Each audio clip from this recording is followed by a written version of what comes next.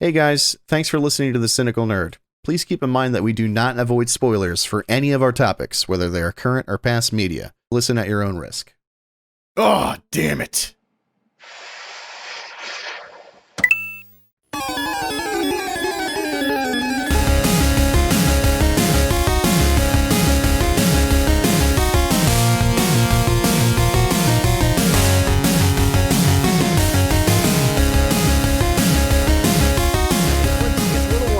Because I don't know, the New Jersey weather's decided, well, at northeast region of America's weather has decided to go from like, oh no, we're still definitely winter over the weekend to psych. Rest of the week's like 65 to 70. Let's fucking go, boys. Springtime. Yeah, it's a nightmare. So I'm a little sniffly. I know you're a little runny. Your butt's a little sniffly. I'm on the run.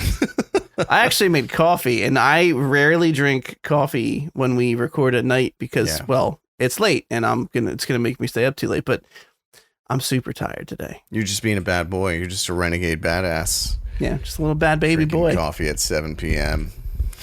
out of my $1 billion corporation mug. Right. It's delicious. We got stuff to talk about today that involves Star Wars. We do. We have some stuff, some things. We have some stuff and some things. Well, one thing to talk about with Star Wars, but still, it is a big thing. It's a pretty serious milestone. It's a well-known name. I'm not going to brag, but you've probably heard of him. You may have heard of him. One of the more obscure characters from the prequel and original trilogies, named Obi-Wan Kenobi. But we'll get into that later. Obi-Wan Kenobi. I have to start our conversation off today with the epiphany that you so graciously placed into my head this morning when we were talking about Euphoria. Right. I've been looking forward to this, actually. Well, you basically know what it is already because I started to talk about it and said, oh, wait, would be a good conversation, which we rarely do. Usually Derek and I we have full conversations that are hilarious in chat, in our personal chat, and we give you guys the stupid stuff. Yeah, and then the listeners suffer for it. You get the lesser conversation. Because fuck you, that's why. Yeah. Just kidding. We love you. Yeah, I don't know. It felt too forward to say I love you, but I guess it's true. I guess I do. Don't want to push you guys away. Much like Kel, I do. Ooh. I wasn't gonna do the hype. I was like, it's too much already. It's really stupid. Anyway, you gave me an epiphany. You've watched both seasons of Euphoria. Yeah. And we're raving about it. So much so that you never even said specifically, Chris, I need you to watch this. Mm-hmm. But you were so over the top, like, this show's amazing, that I was like, fuck it. It's rubbing off. I'm going to go watch it. And I had wanted to watch it anyway. I heard it was really good. Yeah. At first, it seemed like maybe it's a trend show and it wasn't that great because I kept seeing it pop up everywhere. And that can be a good thing or a bad thing. Sometimes they pop up everywhere for the wrong reasons and they're stupid. Yeah. Sorry, sip break. That's all right. Got to take them sometime. So I've started watching it. I think I have like 1 or 2 episodes left in the first season. I'm getting close to the end.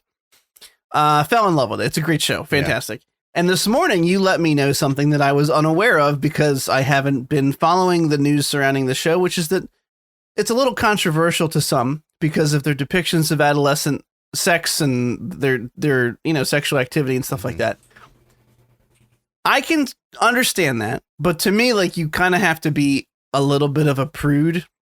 And I'm not trying. I promise I'm not trying to insult. I know it's literally an insult, but like you have to. I feel like you're a little prudish if that kind of thing turns you off the show because these kids aren't like 11 and 12. They're like almost out of high school. They're getting close to graduating. They're 16, 17, 18. Since we talk about all kinds of personal things on this podcast, I lost my virginity at 14. I was very young. Yeah. But people that age in high school are sexually active. That's just the fact of life. And let me spoil it for you. When I was that age, I was a bag of hormones and all I wanted to do was fuck things. Come, yes. And more come. Yeah, exactly. So that time of life is very sexual. And I didn't know that was it's also this show. Part is obvious, but all of the actors are like 27 years old. Like it's not like there's actual kids being paraded. Yeah. But no, it's one of those things. I think it was like a bandwagon thing. Just to reiterate the point before you finish yours that we had made off episode was that basically like there are people who look at it as like a grooming show or they're like, oh, well, it's overly sexualized to be about, kids who are minors. I saw one person, and I kind of can't disagree with this. I saw one person say that it's a show that's clearly written by millennials, and they're like applying millennials' adult situations onto like Gen Z kids. And I'm like, all right, well, that makes sense.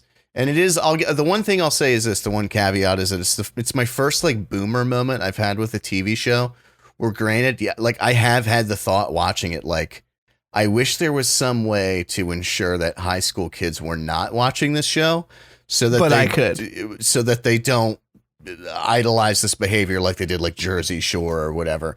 But there's absolutely no way to guarantee that in any way. So it's just, it is what it is. But that actually is a completely fair criticism. You don't want teenage kids to plop this on HBO and be like, oh shit, let's go do some drugs. I should be doing that. Like she's having a great time. So anyway, you said that, and I don't know how. Oh, I did. I brought up Big Mouth, and I said, oh, like the sex in this show doesn't bother me because to me it just feels like this is what's actually happening that no one wants to talk about in the mainstream. Mm-hmm. Oh god, that made me sound like a conspiracy theorist. the MLM, the MSM, the mainstream media. They don't want you to know about it. Tune in right here, Cynical Nerd. We'll tell you all about it. Now you just need like a testosterone supplement that you just shill every now and then. Buy Chris milk. Called Crud Nuggets. So get your nuggets good. I don't know what that means, but you know what it means. I don't know what it means, but you do. Anyway, and I said, you know what? To me, the reason I like this show is actually the same reason I like Big Mouth. And I know you had previously mentioned like it feels a little icky to watch sometimes because you're seeing like a 13-year-old boy like fuck a pillow that he has conversations with. And to me, like, I know they're absurd. And it's animated, so it's always going to be a little above reality to begin with. But like, there's hormone monsters. But to me, that show just speaks to like the horny teenager that I was. And I know that if a kid were to turn it on Netflix, that's bad. And I understand that. And that's a valid viewpoint. But I was like, holy shit.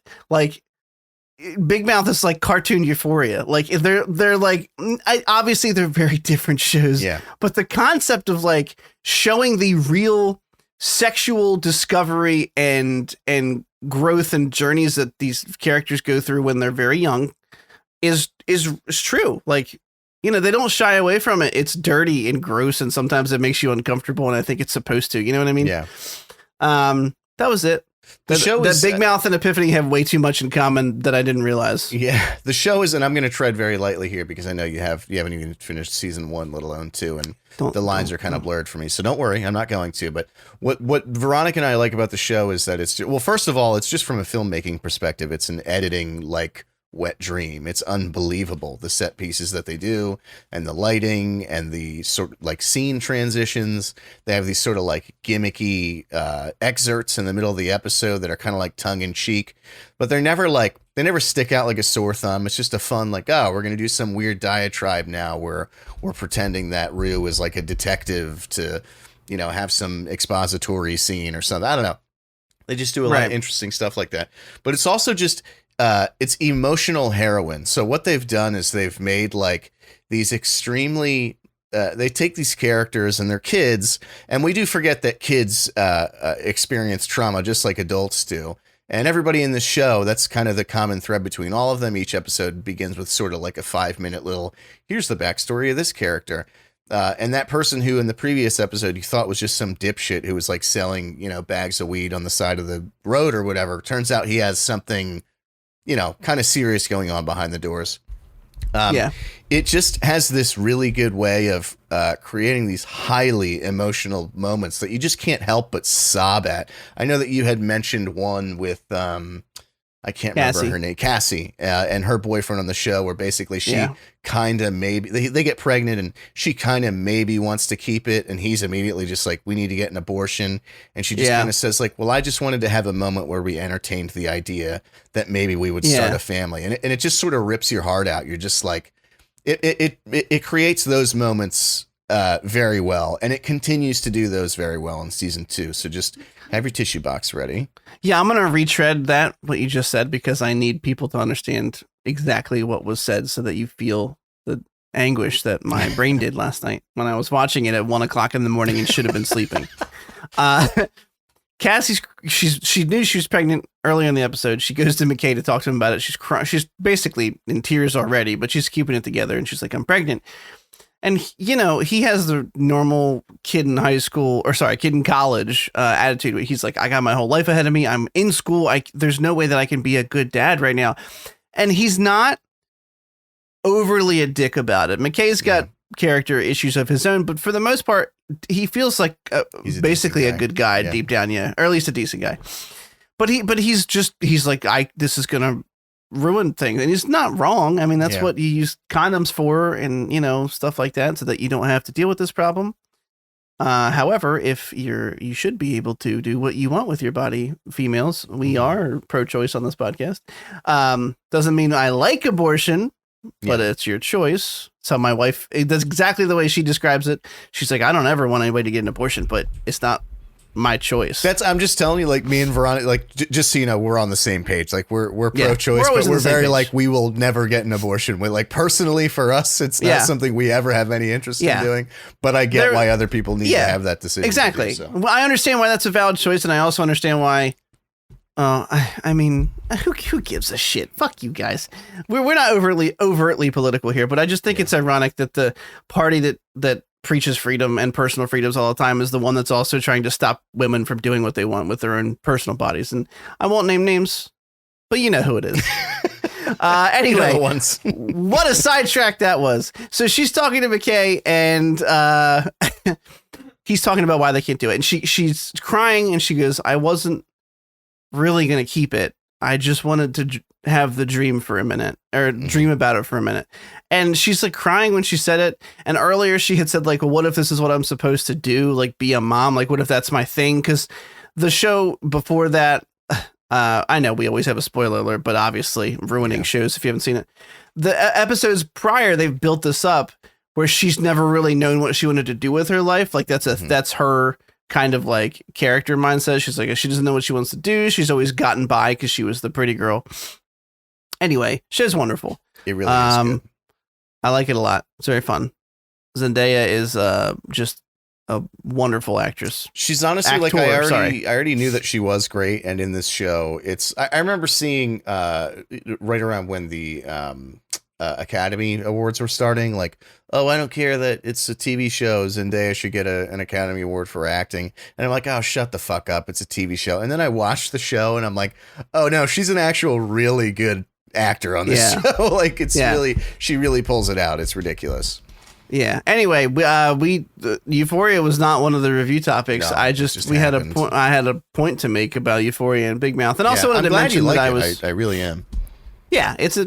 I thought you were going to judge me, like, if you watched a couple. That's why I never like officially recommended it to you, because I thought you were going to be one of the ones, like, I don't know, just in that camp of like. I don't think you could ever recommend something to me that I would judge you over, unless you tried to recommend one of your guilty pleasure reality trash shows to me, because you know that they're not good. I will never do that. I know that. I know you wouldn't. I know. I got you.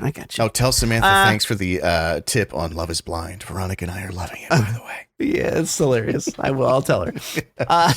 The other point I wanted to bring up today is we don't cover sports because none of us care about them that much. I watch football occasionally.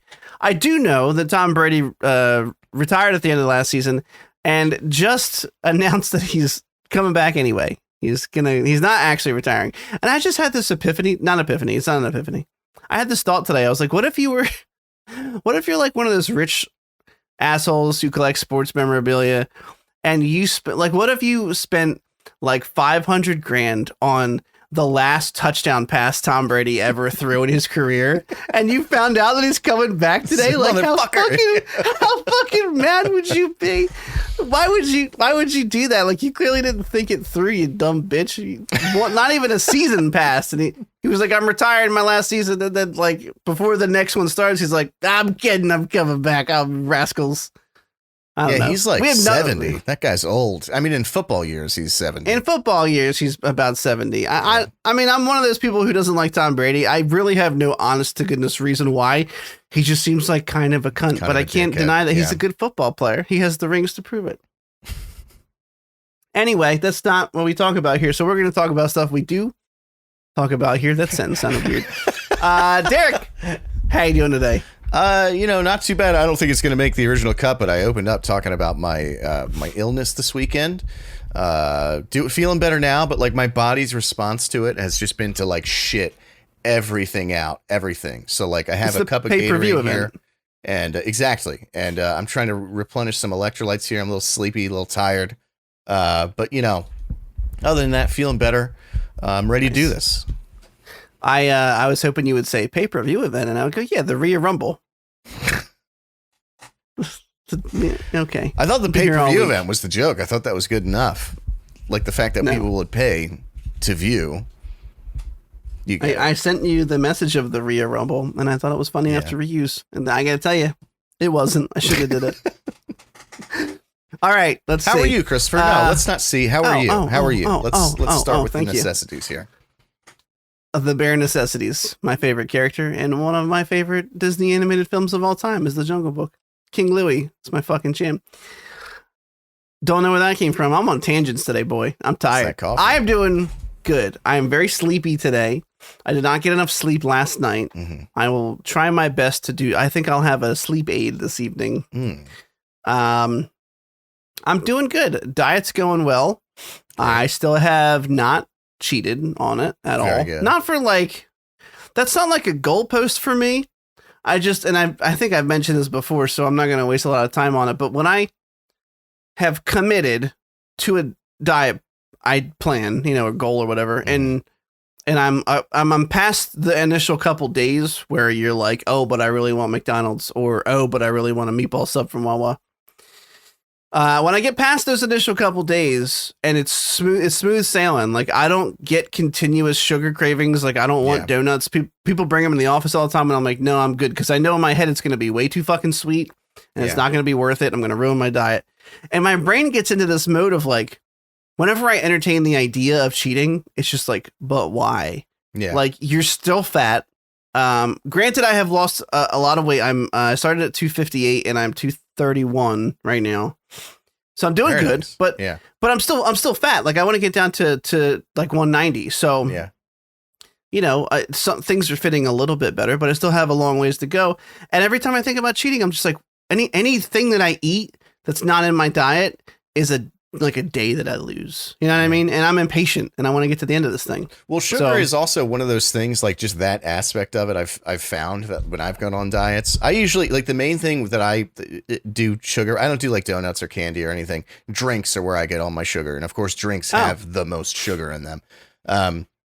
But sugar, like we're so used to like as a nation or whatever, as a world, I don't know, the amount of sugar intake that we have is so absurd that once you cut it out, and you have to give it like at least a month before you realize it, that if you take a bite of that donut or take a sip of like a Coke or something, it tastes like fucking syrup, like thick, creamy, it's so strong. Because it's just like, you have no idea how much sugar you're ingesting on a daily basis until you just 86 that shit for a couple weeks. So that's actually an easy one once you get past that hump anyway, to not go back to, because you just have like one bite or one sip and it's just kind of like grosses you out. You're like, oh, this is like a lot. Like, so I don't even have trouble with, I assume when you said sugar drinks, you mean like soda and stuff like that? Soda, Gatorade, iced tea, all of it. Yeah. I never, not never. I used to drink soda when I was younger, but my adult life, I literally drink water and coffee and that's like it most of the time. So that's kind of a blessing. Like I don't have the soda thing, because I know soda can be real bad for you, especially because of the sugar. But even like if I have some orange juice, I cut it with water, because a normal glass of orange juice is like overpowering to me. Like, which is easy because it makes the whole sugar thing just 10 times more potent. I'm like, ugh, donut's going to fucking ruin me if I eat that thing. Anyway, doing good. Diet's going well. My fucking birthday's coming up. Oh yeah, that's right. 6 days. If you want to send me gifts, there's a PO. No, I'm just kidding. There's no PO box. Don't you dare. I don't want them. I'm 35. No one cares about you after 21, and that's the way it should be. I'll be turning 35 anyway. Dude, I was thinking, and I'm not kidding. I know we're 20 minutes in and we haven't started a single week in review topic yet, but I was thinking, doing great. Speaking of you turning 35, I was thinking about how I turned 34 this year. And that was not like a subtle flex on me being a year younger than you, I promise. It kind of sounded that way. Yeah, no big deal. But I was thinking, and I was talking about it at work, and I'm dead serious about this. I think I'm going to start lying about my age. Like, I really, though, like, but think about this. Other than your family and your doctor, who really needs to know your age? Like, who really needs that information? Nobody. It's none of their fucking business. Like, you guys know how old I am. Ron does. My doctor needs to know for, like, health issues, whatever. But, like, why should some person, when they're like, oh, how old are you? If I'm 36, not be like, oh, I'm 32. Fuck that guy. Like, why should... There's no reason that you should tell them. I just don't see... Other side of the coin? What's the purpose of lying about your age? So they think I'm younger, so I feel younger. I don't. Oh, yeah, I don't care about that. You know. Well, my hair's been graying since I was 21. Right. And, you know, it's almost more salt than pepper at this point. Anyway, we got a lot of stuff to cover, actually. We have a decent amount of week in review, a surprising amount of trailers. One in particular, I think we're going to butt heads a little bit on. Only because I'm super pumped and I don't think you care that much about it. Okay. Okay, week in review news. We'll jump right into it. This is episode 59. We are so close. I know I told you the original Cynical Nerd podcast, RIP, but even though we're like resurrected, went to like 58, but I wasn't 100% sure. Like I found some old posts about 58, but the old RSS feed and everything is just gone from the internet, so I can't be sure. So I'm just going for 60. I'm just saying 60 will absolutely have been further than we went previously. So I'm pretty sure this is the episode, but we're going to celebrate 60. Okay. Works for me. And we might be recording 60 on my birthday. We might be doing it the day after. Either way, I'll be feeling good in the neighborhood. And the thumbnail that day should be the scene from Fellowship of the Ring when Sam takes the furthest step away from home that he's ever been. Just a suggestion. That's a good point. You are such a fucking Lord of the Rings nerd that like I know how much of a Batman nerd I am, so I can relate.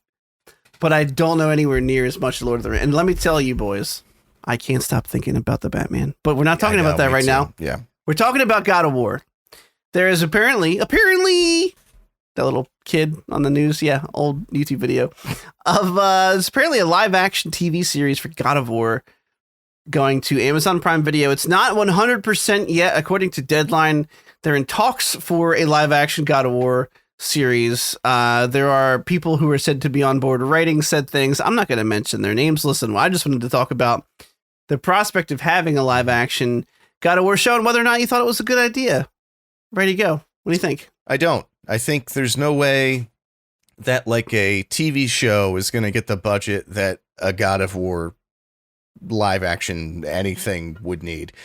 Even a movie, I don't think would ever really get that. It would just end up looking chintzy and green screeny. It would look like a cutscene from the game. Yeah, at best. At best, exactly. Right. Yeah, which is, I mean, it would, in live action would not look great. It would look like what's the one we always talk about? Black Panther with that shitty CGI in the background. It's like you have like the very real characters with the very not real CGI green screen in the background. No, I think it's dumb. There's not enough that's like in this article or even apparently in development to comment on. So I can't even be like, oh, well, Dan Danson is doing the cinematography. So that's exciting. There's like no news. And so all I have to go on is, like you said, whether or not the like basic fundamental concept of it is a good idea. No, it's not. It was a great game. Why can't it just be a great game? Like, why? Just why? It's especially, Amazon. Now, granted, right on the heels of talking about Lord of the Rings, we're still waiting on Rings of Power to see if they can redeem themselves from Wheel of Time. But Wheel of Time is the only show, recent show, fantasy that's come out that we can really judge it by, and woof. So this is a big old nuh-uh from Derek. How about you, Chris? Cool. No, I feel exactly the same way. I don't even want to talk about it anymore. I think it's a bad idea. Excuse me, sorry. Because I don't think it'll be done right. And I think it's going to, if they do it, it'll probably be half-assed because they just want to cash in on the popular video game franchise now that it's experiencing a bit of a reemergence in pop culture. God of War is a very 2000s franchise. So when I think of that franchise, I just think of the early 2000s. And, with Ragnarok coming out, which I'm super stoked about, I feel like they're just doing it because of that. And, fuck it. Look, if they can make it and they can make it good, I'll champion it. I'll be the first one to admit that I was wrong about it. But it just, I think it's a poor idea. I think you're absolutely right. Next, Dune 2 with Florence Pugh. I've been waiting all week to say that. Florence Pugh. Did you read the Dune books? I forget. I read part of them. No, not all of them. I know that Princess Irulan, or however you say it, is a very, very critical part of them. I don't know in what capacity. Okay. No. Well, speaking of Florence Pugh in Dune 2, she's being cast as Princess Irulan, the one you just said. Yeah. We can say it however we want, I think, because the movie's not out yet. Nobody's ever said it. Irulan? Yeah, I'll go with Irulan. What is she, like an Apple product? That's the new app, Irulan. Yeah, so they're saying that she's been cast as it. Apparently, it's a pretty important role. In the novels, the princess is the daughter of the immensely powerful emperor, who goes by the full proper title of Padishah Emperor Shaddam Corino IV. Say that 5 times fast. I wouldn't even say it one time fast. I don't think I could say it one time fast. Florence Pugh is a wonderful actress. Sorry, I keep doing that. I know it's just actor now for both sexes. Trying to fix that. Is that a thing? I didn't. Is that they're just you're not just supposed actors. to say actress? Okay. Yeah, just actors. I'll do my best. I've been saying it for 33 years. It's no longer a Spanish adjacent term where there's a male and female denomination for the same word. Okay. You know what I'm saying. Yeah, she's an actor. And she's a damn good one. She's charming. She was the only good part of the Black Widow movie, and I 100% mean that. She was really funny in that movie. She was just charming as hell. Even in Hawkeye, she was great coming back watching her. She had a lot of charm. She's really fun on screen. Anyway, she's great to look at too. I know that's not what we should prioritize here when we're talking. I just got done talking about how it's not proper to call her an actress, but I mean, she is. She is hot. She is a beautiful woman. She's also banging Zach Braff. Ugh. Really? I wanted to say oy vey, but I was like, I don't know. That feels weird somehow. Look, Zach, I did like Scrubs when it was out, but I don't. He's like old and shit now. She's young and could be, sorry, Florence Pugh, you could be banging whoever you wanted Florence right now. Pugh is he so can't hot. be that funny. You know what I mean? She's so hot that she's the only Instagram actor. Sorry, I almost did it. Who has a cooking channel that I watch sometimes because. No, that's cute. I didn't know she did that. Well, it's because she's hot. I don't watch it for the recipes or anything, but. You could have fooled me right there. You didn't. I appreciate the honesty. Implementing her healthy meals into my. I wish I could say more about this but like I said, I never got that far in the books. I don't know who Princess Irulan is, but I'm sure that Florence is going to kill whatever role she picks up. So I mean, I also we don't typically do a whole lot of casting stuff, but I brought this one up specifically because, I can't wait for Dune 2. I can't wait. Yeah. The first one was so Dune good. 1 is back on HBO Max, by the way. Oh, I fucking synced it. I'm about to watch it again. I synced it. Okay, moving up. Yeah, moving up. Coming up next, we got 2 pieces. The Batman came out, and I scooched this article towards the end of our weekend review to put all the Batman stuff together. The Batman came out naturally because it was successful, by the way, doing very well at the box office. Second weekend, very strong. I think it was only a 50% drop, which is very good. Yeah. After opening weekend, usually they see upwards of 65, 70%. 80 is when people start to get in trouble, I think, or they look at things poorly. There was some big drop off number for like BBS, and it was like a huge deal. Everyone was writing about it. I forget. Anyway, naturally, because the Batman is doing really well. If you haven't heard our review of it, go back and listen to our last podcast episode because that movie is phenomenal. Wonderful movie. Very wonderfully shot, very wonderfully acted, awesome interpretation of the character, really nailed everything around it. They announced a bunch of spinoff shit, and we had heard talks about this while the movie was in development. And I would imagine, as Matt Reeves is the writer of this movie, when the film starts to come together and you see these characters and then you see people like Colin Farrell just fucking kill it in that role, you start to realize that there's room for larger stories to be told about them. And then HBO goes, do you have ideas to make more money in the same universe? Please tell us. And then they have these ideas. And this is the stuff we heard, these rumblings during filming, right? We heard there was going to be a GCPD show based in this universe. And then we heard there was going to be a Penguin spinoff. And then we heard there was going to, and we're all like, yeah. Okay. We fucking none of that's going to happen if the movie doesn't do well. So let's talk about it after it comes out. While the movie did really fucking well, and HBO seems to be very hungry. And I think the Batman and James Gunn's Suicide Squad and Joker, I think they're teaching Warner Brothers a really good lesson that could be setting us up for just a couple years of wonderful DC films. And the head of Warner Brothers said the Batman is more proof. I'm paraphrasing because I'm not sure the exact quote, but I just read this yesterday. He said the Batman is more proof that not every movie has to connect to the other one. You just need to hire talented directors. And I was like, oh my God, did a studio executive actually get like the right fucking lesson from something for once? And that makes me really happy. Joker was fantastic. Batman's fantastic. The Peacemaker was great. Just keep giving good, talented directors and writers this material, and don't worry so much about things connecting. If they do, cool. Like, of course I want to see Flash and Batman and people talk to each other. I'm a fucking comic book nerd. I like that stuff. But if I get another fucking movie like the Batman, Jesus, I mean, talk about feeling spoiled, like feeling like I got my cake and then was able to eat it too. That movie is fucking chef's fucking kiss, chef's French kiss. How would that go? Like, I don't know, right down my throat, probably. Normally, it's no surprise that, like, at this point, I'm not really I don't like the spinoffs. Anytime something does well, and they just make a bunch of shows about it. Some of these I'm not so excited about. Oh, you didn't? I'm sorry. No, it's okay. You go. All right. Or were you gonna just talk about the shows that I didn't talk about? Please, we're all continue. over the place today. Yeah, it's totally our fault. I ramble. We both don't feel good. Anyway, the first one is that the GCPD show has apparently evolved into a series based around Arkham Asylum in that universe.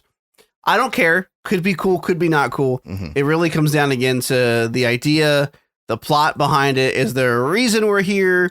It could be a really strong. It's not going to be, obviously connected to Justice League, but you could flesh out other pieces of Gotham in this universe and make the second movie richer for it. So for example, you could introduce the early beginnings of a villain that might appear in 2, and because it's a TV show, really be able to flesh them out and have you, even root for them. There's so much you can do there if you can write well for characters in a long format, and then bring them to the big screen. I don't know what their intentions are. I'm just spitballing. The other one was HBO Max officially orders a Penguin spinoff, and we heard about this basically immediately on the heels of the Batman success and doing well. And this is going to, at the end of the Batman, I keep feeling the urge to say spoilers, but we haven't been doing that for months at this point. At the end of the Batman, the city literally is like martial law, and there's a bunch of flooding. It's unclear to me if by the very end the flooding has receded or not, but either way, Falcone's pulled off the streets. Maroni's behind bars. There's a power grab. Penguin looks like he's going to try and take what he thinks is his. There's going to be a lot of people trying to step up and grab that power. The Batman is basically like, you do a good deed, but now he's going to have his hands full in the sequel, trying to make sure the city doesn't fall apart still. And they said that this show is going to follow Penguin as he tries to grab power. And great. Colin Farrell as the Penguin was fantastic, and I'd love to see more of him. Some of the only comedy in the Batman came from Penguin, and it was unintentional. Like when he was correcting their Spanish, it was really fucking good. Derek, your thoughts? So I have it's kind of two conflicting thoughts about this. The one is that obviously, and I've said this on the show a million times. You have two wolves inside of you? I have two wolves inside of me. They're both named Toby. And the one Toby does not like spin-off shows. I just think that that's the new direction that every like streaming thing is going for. And it's just like, oh, well, you can't just watch the movie. You have to watch all the companion shows with it too. And a lot of times I find that those companion shows are about shit I just don't fucking care about. Like personally, like as someone who is not involved in the world of Batman and the world of Gotham, which is the difference between you and I don't give a shit about the GCPD, like a show about them. I can tell you everything you got to know. I don't give a fuck about that. Like, could it be good? Sure. But I don't, it's nothing. I'm like, ooh, can't wait for that.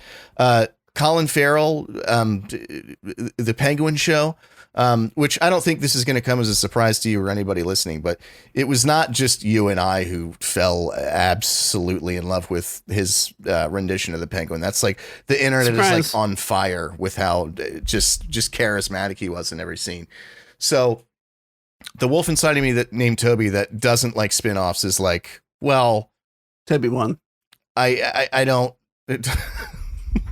I want to stick to that and go, well, can't they just make Batman 1, 2, and 3 or whatever it is, or even if it's just this one and then it's done, like whatever the case may be. The other wolf inside me named Toby is going off of Toby 2 is that, what you were saying earlier, and it's essentially like, I think the issue is this. I'm comparing it to the MCU, and the MCU is one singular universe wherein one timeline where everything takes place, and they say like, oh, you don't have to watch the show, or you don't have to, but you do, or you don't know what's going on. Like things will be amiss. If you missed No Way Home, by the time you got to Multiverse of Madness, you'd be like, what the fuck? Like you do have to watch every single one, and it just feels like exhausting to see a new movie twice a year just to like keep up with the storyline that's been sort of like varying in how good or bad it is. And in my opinion, most of the time, kind of bad. But what you're saying about like WB saying, we'll just give the right directors the right teams and let them make their own little sub universe. I kind of can't find grounds to disagree with that on. So like, even if let's say I watched the Suicide Squad and I didn't like it, which is not true. I loved it, which is why I watched Peacemaker. But let's say I didn't, then I can go, well, fuck Peacemaker. I don't want to watch that. I didn't like the movie that he came from, and that sort of like branch off of this within this universe I don't care about. It's in its own, what's the word I'm looking for? Like quarantine, sectioned off thing. Insulated is the word I was looking for. But the Batman, I do like. I just wasn't going to help. Yeah. The Batman, I do like. So maybe I am more interested in watching the Penguin show or whatever. For instance, Veronica loved the Batman, and then she went, well, I want to watch more of this. And then we watched Man of Steel, and she was like, I fucking hate Man of Steel. Like, I don't know if I want to watch any more of these. So like, but no, I mean, honestly though, isn't that like, because now she knows she likes the Matt Reeves stuff. So maybe she'll want to watch the Penguin show, but she doesn't have to watch all the other stuff. Like she doesn't have to put all this time into understanding the story just because she liked one fucking movie. I mean, that's asking too much. So I don't know. Those are the two wolves inside of me that are both named Toby. So you're basically like on the fence. Like I'm on the fence. You will see if it looks good, it's good. If it doesn't, it doesn't. Yeah, which is basically like saying nothing at all, which I could have done that, but that would make for bad podcasting. So right. Then we don't have anything to love about week in and week out. I'm glad Ron loved it. Samantha also loved it. Like we to this day, like if I mention something, she's like, "Oh my god, the movie was so good." I'm like, "Yes, it was." Well, we can't wait to watch it again. I know that you're going to go see it in theaters again. The only reason I'm not doing that is because I have horrible hearing, and I can only catch like 60% of the dialogue in the movie, even in the booming, theater speakers. There are some movies that I feel like just deserve a theater experience. Yeah, and No Way Home was one of them, obviously, why we went. I'm very glad we did. I forever have seared in my brain you rocking the recliner around when Toby appeared. Yeah. It was a great memory. And, this is another one. And just because I'm such a giant Batman fan, and this movie has so much, it just sits in every scene. And I love it. And I just want to soak everything in on the big screen one more time before it's out of theaters. And I get that. I literally bought a ticket at like 1:00 in the morning last night. I'm like, I'm doing it. And I bought like a March 20th on my birthday, like a 3 p.m. showing or something. Just going by myself. I don't care. I might return the ticket. Who knows? We'll figure out how it goes. Yeah, no, I love the Batman. Surprise. And there's a lot of Batman news. Last piece of Batman news is actually video game, as I like to say, related. Gotham Knights, which is the game coming out from WB Montreal, not Rocksteady. This is the secondary studio that did the Arkham Origins game, which is not bad, but was also nothing to write home about. It was nothing revelatory. They didn't reinvent that recently. I read that although that game didn't expand on gameplay at all, and that the city was like a little lackluster, that it actually has like the best story out of all of them. And now I want to go play it because I always avoided it because I just heard, oh, it didn't expand on anything, so I'm like, I can skip it. I heard it has a really good story, so I'm like, the story is pretty good. Yeah, I kind of want to go play it now. There's one giant complaint I have about it, but I can't tell you without. Yeah. I'm not gonna do it. I actually, it's absolutely worth the play. There's one gameplay design choice that annoys the shit out of me. It just is what it is. Mm-hmm. We'll talk about it, but no, great story. I don't know if I'd say it's the best of the three, but it's absolutely a well worth story to play through. It's fun. What would you say is the best of the three? I'm just curious. That's actually a hard question. Yeah. Honestly, story wise, probably just one. Yeah. The first one, the original arc. I know it's so linear and it's not what the series became known for eventually, but just a good old like Joker taking over the asylum, and you get the ending. Last boss fight was stupid. Yeah. But the rest of the story I absolutely loved. Him fucking with you the whole time. I wanted to really love the storyline for Arkham Knight, and I have said this before, minus the tank combat. Yeah. The combat in general for that game is at its peak. It's so fucking juice. I actually think I'm going to replay that one too. Ever since we saw the Batman, I just want to play it again. I never beat it, so. The city is remarkable. Yeah. Traversal is really fun. The Batmobile is fun to drive around. Yeah. They just force you into these stupid segments all the time. The story was lackluster because they just take a very, very, very common Batman story and like do a little bit of a flip on it, but not really. Mm-hmm. And it was like an excuse to make another open Gotham world. Yeah. It just felt a little uninspired. I also am still holding it against Rocksteady for like, I think I've told this story before, but yeah, the April Fools before the game came out, they told the actual twist that happened. They were like, well, again, twist, because everyone and their mother who's a Batman fan was like, oh, it's Jason Todd, like 100% Jason Todd. Who else he's dressed like a fucking bat. He's angry at Batman and no one knows why. I fucking know why. I've read comic books. It was so everyone's like, oh, it's Jason Todd. And they go, it's Jason Todd on April Fools. And then it was fucking Jason. Like, whoever did that, fire them, please. I hope that is an asshole move. I'm just kidding. I don't want them to be dead. That's rude. I do. I hope that. I'll do it for you. We are finally done. I'm sorry, not we. I'm blabbering today. We got to get through these trailers. We got stuff to talk about still. How are you doing? You got a pee-pee? Are you good? No PP. I'm good. Let's do it. No PP. Trailer time. And some of these are going to be touch and go because, for example, spoiler alert, there's another Sonic trailer to talk about. It's the final trailer. So this one showed a lot more like what the overall story arc is. Yeah. So there's actually kind of some neat stuff in it. Anyway. Well, you brought it up, so let's just start with that one. Let's just bang out. All right, fine. This one is a 2-minute and 35-second trailer for Sonic the Hedgehog 2. It's the final trailer because this movie is coming out very soon. I was trying to find a date so I could say month. I think it's like April 7th or something. Very soon is, but tickets just went on sale. They're ready for you to come April 8th. They're ready for you to get into the theaters and get excited. And I got to say, this one, they're like leaning so heavily into like just these are video game characters. I mean, Robotnik gets a literal a giant emerald, and there's like a temple that opens up in this trailer. James Marsden, it looks like the opening of the film is something happens. Robotnik comes back. They open up a portal and kind of warn everybody he's back, and then he's back with Knuckles, and you don't know where he got this emerald from. First off, Idris Elba's voice is a national treasure in and of itself. I could listen to him say like anything. Yeah. I actually kind of wish I could pay him to Just to like make disparage fart me noises. for my weight, Yeah. so that it was motivate. Like I could play it in the mirror as I look at my fat belly. Just have him like go, "You fat son of a bitch." I You was know what really Like, just hoping you were gonna do it.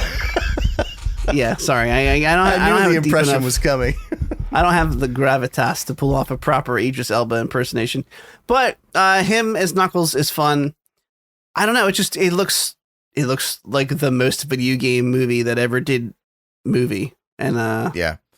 it looks stupid and fun and kind of like the first one and just bigger, and I'm okay with that. Yeah. I'm overwhelmingly excited for this movie. Oh, yeah? To clarify that. Oh yeah. No, really, I am. To clarify, I'm not going to see it in theaters. It's not like No way. It's not a go No see way. it in theaters movie or anything. There are very few movies that warrant a Derek and Chris visit. Yeah. But no, it looks good. It looks like no, it's like even the movie poster they released is literally an exact replica of the Sonic Adventure 2 video game poster. It's clearly like Veronica, I watched it earlier and we got all amped up for it. And Veronica made the point. She's like, man, they did that shitty Sonic redesign and everybody complained. And from then on, they were like, all right, we're giving you what you want. Yeah. They learned their lesson and it's just pure. Like I mean, you said it. It just seems like it's right out of the video game. There was like a good little gaffe in the beginning where James Marsden's cell phone rings in the middle of the wedding Sonic and theme. it's like the Sonic theme. Yeah, like that, just stupid, funny stuff like that. These little odes. There's a part where like Sonic gets excited and the like ring get sound play, just dumb shit like that. I mean, that's what you want to see as a Sonic fan. Nobody's expecting like a deep, enthralling plot. You just want to see Sonic being Sonic. And this looks like it's going to capture that in the best way. Yeah. Jim Carrey clearly looks like he's still doing his awesome old school Jim Carrey thing that he did in the first one. Maybe even like more so to the nth degree. But no, I can't fucking wait for this. I can't wait. I literally just had like an anxiety attack and I was like, oh my God, Derek better still be recording. Please tell me everything's okay. I am. Yeah. God, you gave me one good. too. I literally, I think I showed you, last week we had a little break there. We lost some footage and I'm like 90% sure it was right when you went to look something up and like something got, cause remember I told you that there's almost like an audible, I meant to send you a clip of it, but I was like, who gives a shit, that's done. Yeah. There must be like a keystroke. Pretty that sure I hit we were or fine. something. Yeah. No, I was pretty sure you were fine today. I was like, oh my God, what if it stopped immediately after we started and we got none I did of this? check a couple times in the beginning, but I haven't for like 10 minutes. So yeah, I'm looking forward to it. Ironically, the thing that looks the least like just Sonic video game is Jim Carrey, but we all forgive that because he's got the crazy mustache. He's just not a big fat guy. That's all. Yeah. He's got the crazy mustache. Mustachio, and he's yelling about emeralds, and he's got an Echidna warrior with him named Knuckles. It just looks like stupid fun, and I'm like 100% on board for that. They're very not self-referential, just pop culture references. Like there's another superhero reference in this, and I forget what it was for, but it wasn't Batman. They've done Batman, Winter Soldier. Oh yeah, which is funny because Knuckles is is he like brainwashed by Robotnik or just like he was I don't know, just lied to. I have no idea. I don't know. I'm not familiar with Knuckles lore. I have to be honest with you. I'm gonna have to brush up on my Sonic lore. Let's go visit the wiki later. I'm gonna edit some Wikipedia articles in my free time. That's what I do for fun. I edit Sonic the Hedgehog wiki articles. How do you think I met my wife? The hell, my fucking dog. Anyway, next trailer. Talk about it. Speaking of superheroes, DC League of Super Pets. So we talked about the first trailer, and basically the consensus between the both of us was, much like Sonic, looks like dumb fun. Could be fun. Could be dumb fun.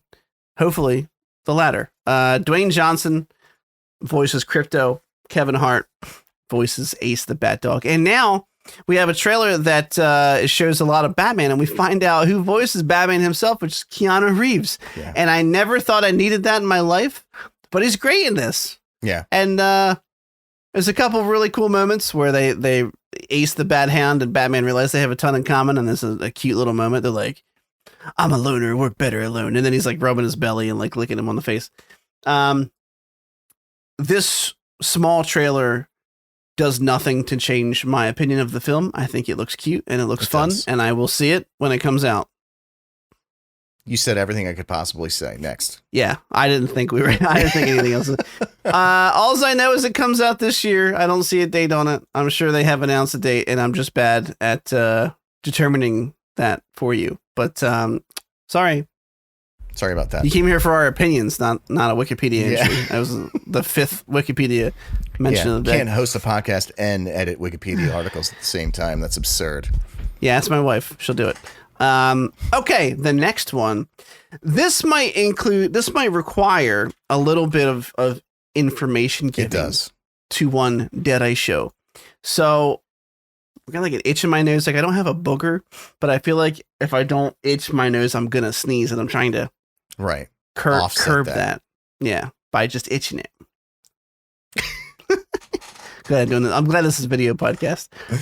DMZ is an American comic book story written by Brian Wood. I pulled all this off of, get ready for the 6th mention, Wikipedia. I don't know why this is working out so well for me. So here's the general gist of the storyline. It's set in the near future where a second American Civil War has turned the island of Manhattan into a DMZ, caught between the forces of the United States of America and the secessionist Free States of America. Mm-hmm. So basically, and I don't think they ever really go, I have read this. I don't know if they ever really go over exactly what lands are controlled by who, but I know like Long Island and some other places, but it's sporadic around the country. Some places are held by free states, some are held by the USA. But they focus specifically on the one side. I think inland is the Free States of America, at least immediately surrounding Manhattan. So New Jersey and above. Mm-hmm. And then like stuff on the east side of Manhattan, Long Island, a couple other areas are US. Anyway, they got pushed all the way back. There's a war, civil war, and the Manhattan's deemed a DMZ, and they basically just cordon off New York, and people who are there are just fucking stuck there.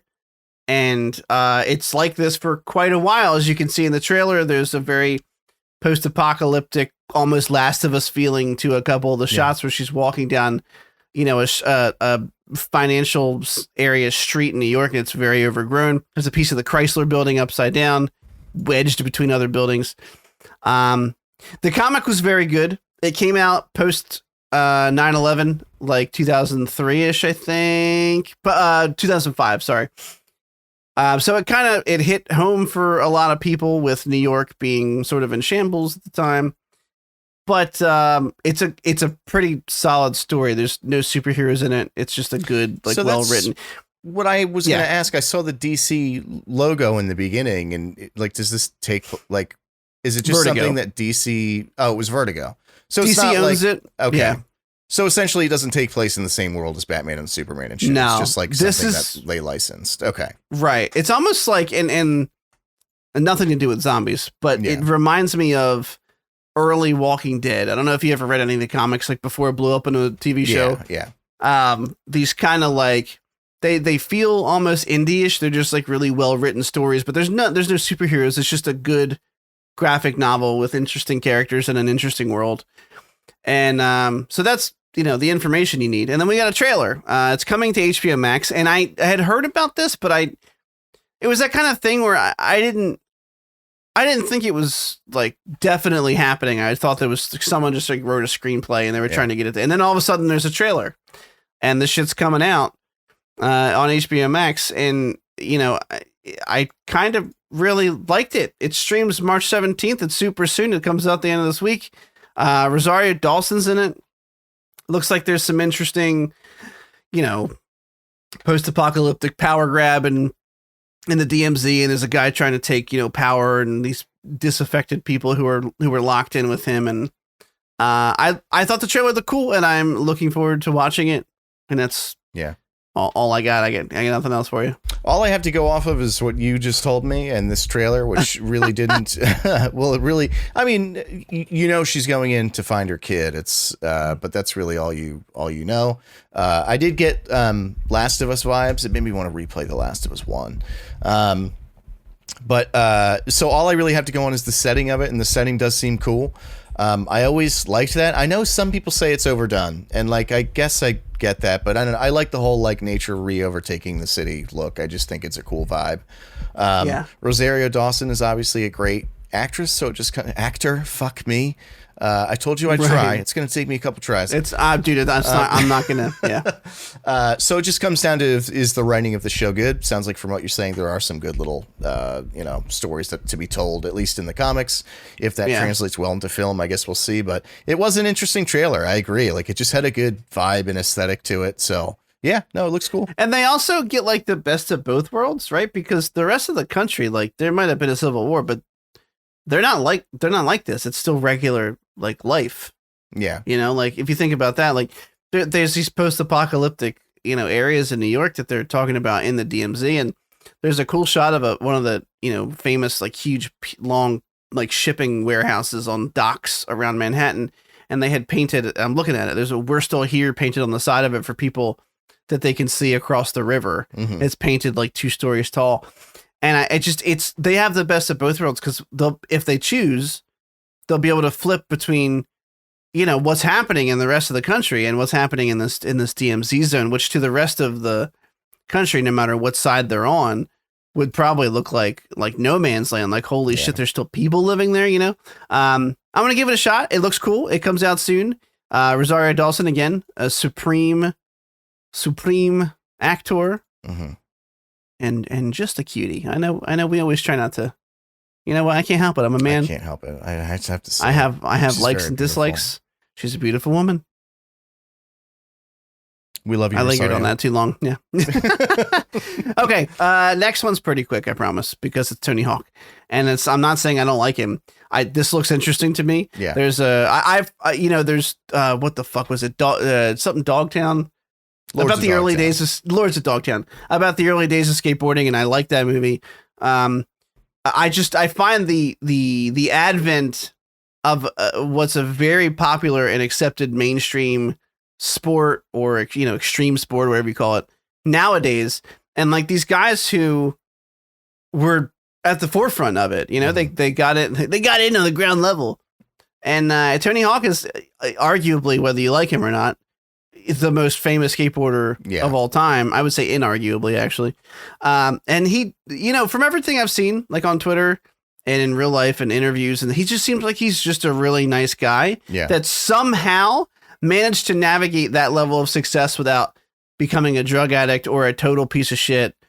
I don't know if you've ever seen his Twitter feed, but he's always like, at my daughter's skateboarding competition, and some kids said, "Hey, you look like that Tony Hawk guy." Hawk, yeah. And he's like, "Yeah, I get that a lot." Yeah. He seems like a funny dude, and he's still skateboarding, and he's getting older. And I just, it's nice to see an icon like that not fall apart at some point in their life for once. It's like refreshing almost. Yeah. And it's April 5th. It comes out soon. It's Until the Wheels Fall Off. It's just about his life and the advent of skateboarding, and I'm going to watch it. I think it looks cool. No, I agree. I think that kind of stuff isn't. First of all, what you said about, I'm not a skateboarder. I was for 4 months when I was 13, like everybody else, and I sucked at it, and then just never did it again. Couldn't do a kickflip. I learned how to do an ollie.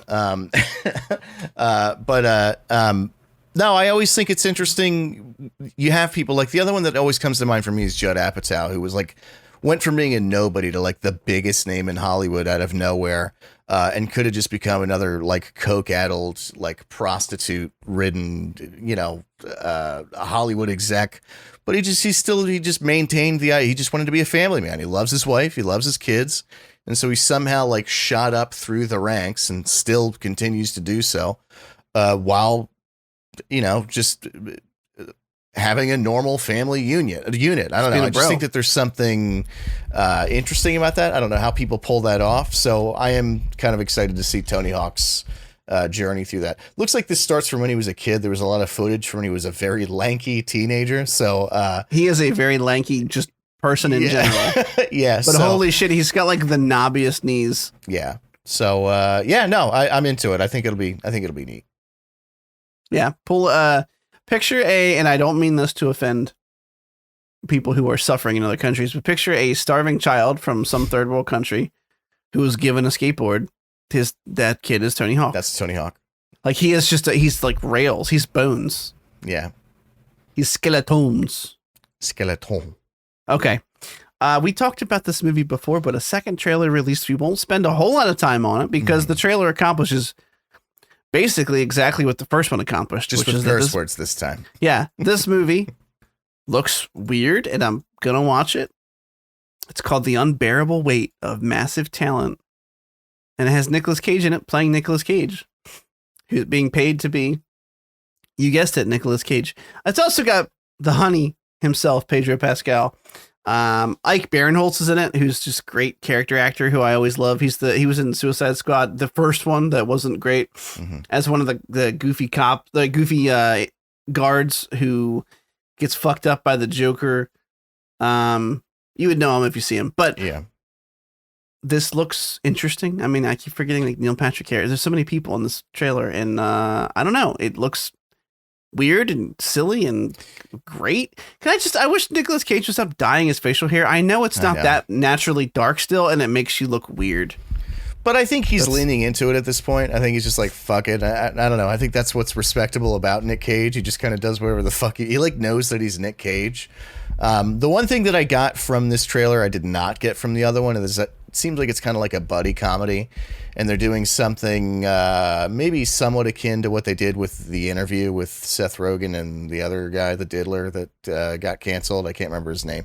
James Franco. Where they first build up the relationship, and then the second half of the movie, they've been pitted against each other. I don't know. That could create some funny scenarios. I love Nick Cage even at his worst. So, and I said that last time too. I won't retread that ground. I don't know about that. I've seen Nicolas Cage at his worst, and it was called whatever that fucking movie is where he didn't say a word. Five Nights at Freddy's, which is not what it's called. But God, that was the worst movie I've ever seen. Yeah, but he didn't talk in that movie. That's an exception. He didn't get to have a freak out or say any lines whatsoever. Yeah, but he still agreed to be in it, which to me is almost just a bad move. Bad move. But no, I can't wait. Free paycheck. Yeah. I think that's what 90% of his movies comes down to, just the paycheck. Yeah. He's not in this to win any awards or like woo anyone. Yeah. I keep trying to pause it. There's a scene towards the end where there's a super quick shot, but it's like Nick Cage from like the 90s. Yeah. Like, I don't know if they did de-aging on him, but they say Nick fucking Cage. Yeah.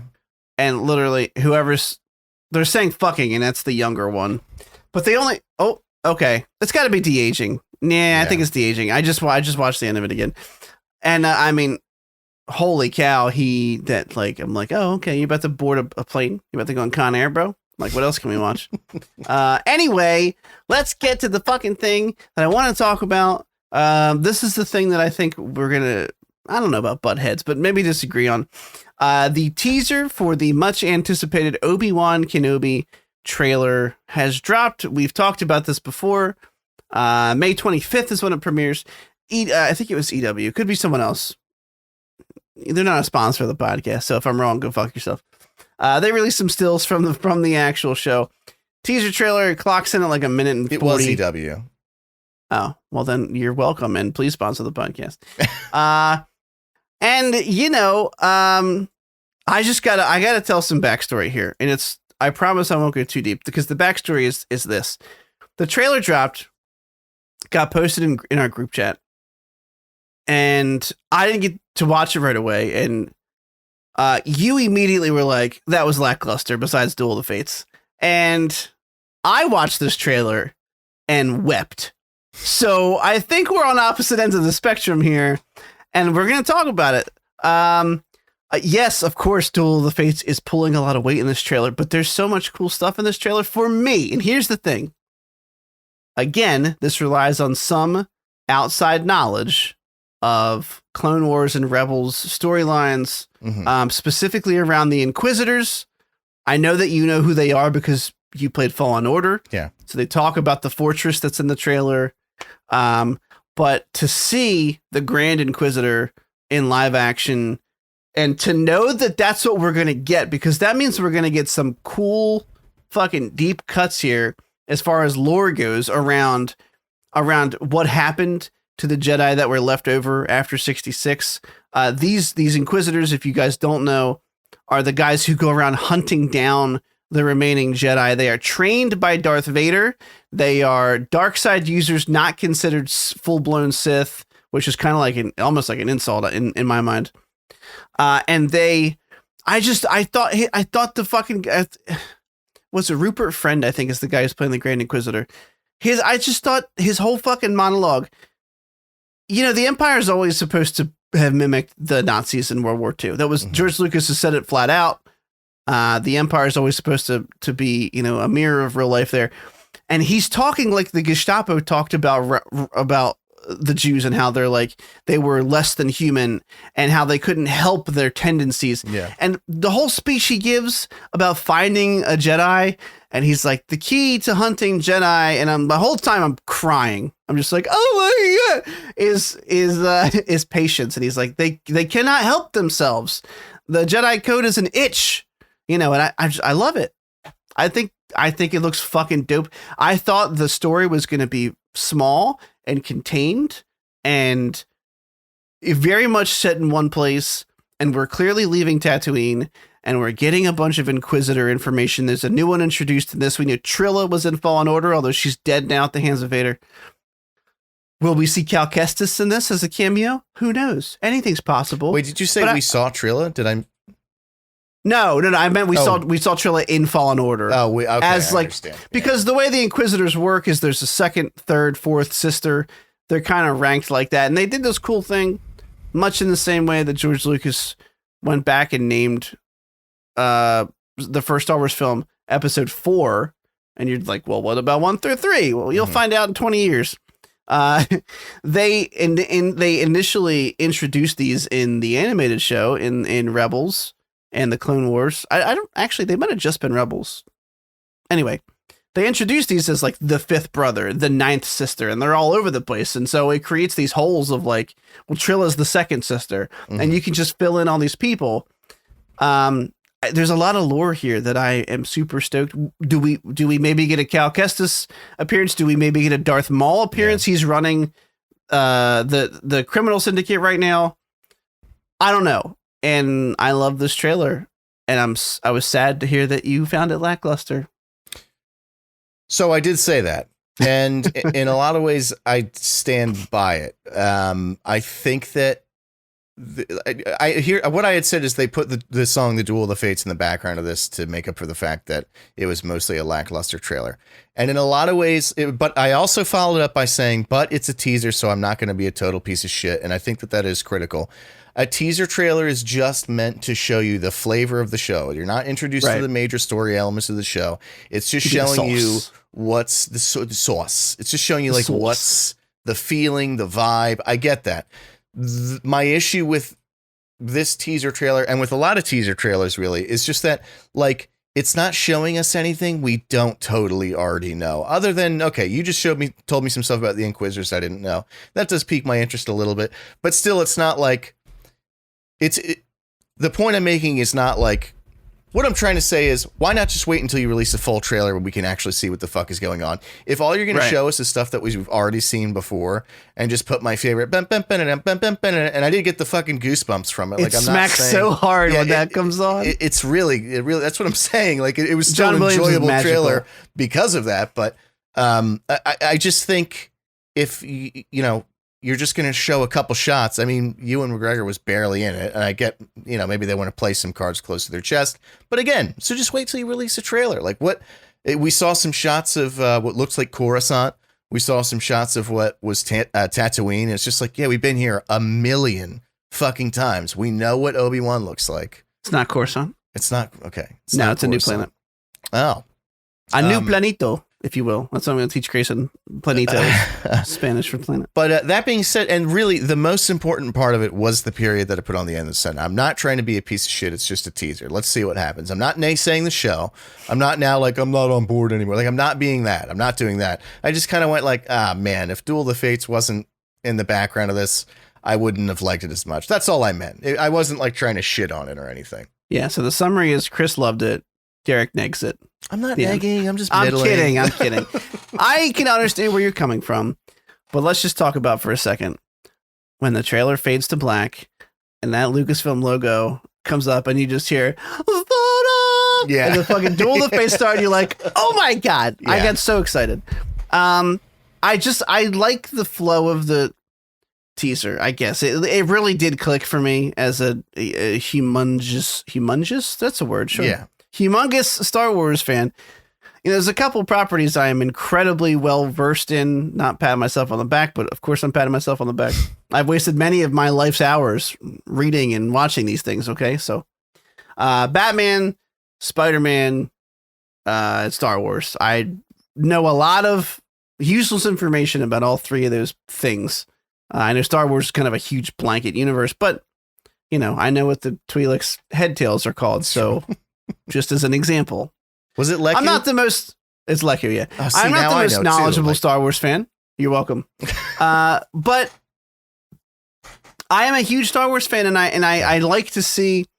You know, it's really cool. So we see like the inside underwater. You might not be the most knowledgeable Star Wars fan, but I feel like if you knew anymore, you'd be like the comic book store owner guy. Like you don't want to you don't want to know. I feel like you know enough facts, maybe get a couple more, but don't buy a whole new book. And then you just turn into that guy. You're at the exact spot you want to be. You really found that balance. Real peak. Yeah. I've always considered myself, this is like a really stupid saying, but like the best way I can describe the way I view myself is like the socially adjusted like nerd. Like I watch this stuff in my own time, but I still used to go to parties. Okay. Yeah. You wear deodorant is what you're saying. Yeah, exactly. I don't actually.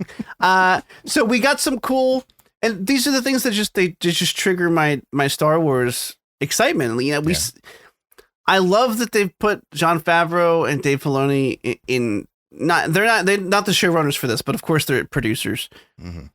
Because Filoni has contributed so much himself, and you know the Fortress Inquisitorius itself being underwater, and you see them in a meeting room, and you can see it's the fifth brother I know because of the shape of his hat, shit like that. You really useless information.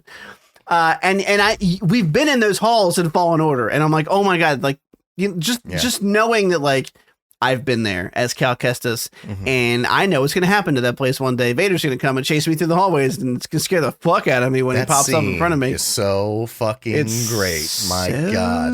I know we always come over the Fallen Order whenever it gets brought up, but first of all, the fact that Vader shows up, I was like, am I really about to fight Darth Vader? Like, that's so dumb. Nope. You run away from him. I'm like, okay, that makes sense. they basically, and it works both times, they Rogue One'd us. They're like, here's Vader, but he's going to murder you. Yeah. So just run away. And then in Rogue One, we got to see what happens when they don't get away. Oh, dude. Which was just a glorious scene. And when you think what's her name is dead and you're being choked by Vader, and then just behind him, you see her fucking lightsaber fly up and hit him. Oh my God. I got to replay that game. It's so good. And we should be in for an announcement about Fallen Order 2 sometime soon. I believe we talked about that. Yeah. Just as the rumors, but probably closer to the Star Wars celebration this year. Anyway, you know, just seeing like the Inquisitors have these special lightsabers, and I know they're a little like chintzy for lack of a better word, but they were invented on a cartoon. The Inquisitors have a very specific lightsaber, typically double bladed. They can spin the blades on their axis, and there's this one shot where, you know, you think you see that in real life, and you're like, that's going to be kind of stupid. And he's very menacingly pushing in on somebody without breaking eye contact, starts up the blades, they start spinning, and I swear to God, my dick just went from 6 to midnight. Lastly, what a good casting choice. Like to make Uncle Owen Joel Edgerton back when he was nobody. And now you're like, it turned out to be a great actor. And now he's back in the show and you're like, oh shit, right. He's a great actor. I'm glad he's in this. He's going to be dope. Couple housekeeping notes. Reva is the name of or Reva, I'm not sure you pronounce it, is the new Inquisitor being introduced who's hunting Kenobi. There's some cool shots in this trailer. Kenobi, do what must be done. There is a shot of what looks like really fucked up. This show, I shit you not, could make me weep openly on the podcast. There's a shot from behind, I dissected this trailer, of some beaten up stormtrooper armor, and it looks like either the gloves or the belt is blue, and it could be fucking Rex from the Clone Wars. Mm-hmm. And I will just cum in my pants. He's a recurring clone that helps Ahsoka and Anakin and Obi-Wan out. It would make sense if he showed up. It would be wonderful to see him in live action. Rex is the one, I don't know if you remember, but they were basically saying like, hey, that old guy in Return of the Jedi looks a lot like this clone from the animated show. And there's this whole thing where they were talking about, is this guy Rex? It was, I don't know. Again, Star Wars nerd. All right, I'm done talking about it. Looks cool. Comes out soon. I love Ewan McGregor. He's such a sweetie, and I can't wait to see the show. That's it. I still can't wait either. I just want to be clear. Like, I'm still on board. I'm not saying the teaser like made me jump off the hype train. Still Ewan McGregor as Obi-Wan. I mean, that's my all-time favorite Jedi, just period. Such a honey. And he's only got 10 years left until he turns into Alec Guinness at the stroke of midnight like a pumpkin. So that's a stupid joke. I'm sorry. I think it's like 10 years before A New Hope, though. He's like literally supposed to look like Alec Guinness in 10 years. Who cares? We wouldn't have a phenomenal looking show like this if it weren't for changing out actors. Also, Alec Guinness seemed like he was a cunt, right? He seemed like he was a cunt. He was. No, like he was like provably a cunt. Like kids would be like, sign my papers. And he'd be like, only if you never watch Star Wars again. Like just a total asshole. Episode 59, provably a cunt. I don't know if I want to put cunt in the title. I could just put a little asterisk there so you know what I mean. You know what I mean? Like we're basically planting the word in your head so you have to say There's a huge podcast out there called Cum Town. I feel like we can curse in our episode titles. I just wanted to hit a larger audience as opposed to right. Just, hey, maybe we talked about this. Maybe we find our niche on Twitter where we just do weird like Rule 34 tweets all the time. Polyamory. Yeah, we got to start tagging the furries. Really sell our souls on that one. Yeah, we got to get some Futanara porn. Yeah, I know what that is. Chicks with dicks. Fucking maybe other chicks with dicks. Who knows? A proven cunt might have to be the title. I'm writing it down. Anyway, we have one more trailer to talk about. And we're running a little long, but that's okay because our main topic is probably not going to take that long. Yeah. No. So I'm good. I'm good with brief. this. Yeah. We've talked about this. It's finally here. The Boys season 3 released a red band trailer, and it just looks like a fucking silly, ridiculous, over the top entry in the Boys franchise. There's a lot of gore. Everything we have come to know and love about this show seems like it's back. A lot of gore, a lot of cursing, a lot of what the fuck's going on. Can't wait to see it. Yeah. Billy Butcher, somehow has laser beams in the beginning of this episode. I'm not sure if he like took some compound V or something to fight back against the Supes, but holy shit. I think it's like an anxiety nightmare that Homelander's having. Oh, that's my fair. Guess. Yeah, because he's so menacing in every shot and like, like I don't know. Speaking of fucking Homelander, dude, there's a shot like right in the beginning when he looks dead behind the eyes and he's just looking at the camera. Just so you know exactly what I'm talking about, I'm gonna have to send you a I'm almost certain I know exactly what you're talking about. And then all of a sudden he notices it's that one. Yeah. Okay. He like, I fucking love this guy who plays him. And he actually got in trouble. He got arrested for assaulting somebody in a bar. He broke a bottle over somebody's head and almost killed them. Yeah. So he's actually a kind of a bad guy. Yeah. But I think he's such a good, he was drunk. Okay. Look, if it happens again, that's a bad habit. Once. Yeah. Maybe an accident, Right. I'm just kidding. It wasn't an accident. I don't know him. I can't vouch for him. But I can tell you he plays a fucking good bad guy in The Boys. There's this ridiculous scene, but also somehow amazingly suited for him, where he's milking a cow and getting off on it because he's obsessed with like mother's milk. How about when A-Train stops the Kylie Jenner thing or Kendall Jenner, whoever it was? There's like a riot or happening, or whatever, and he like stops between the cop and the rioters and like opens up an energy drink and hands it to them. Oh yeah, I just watched it. Yeah.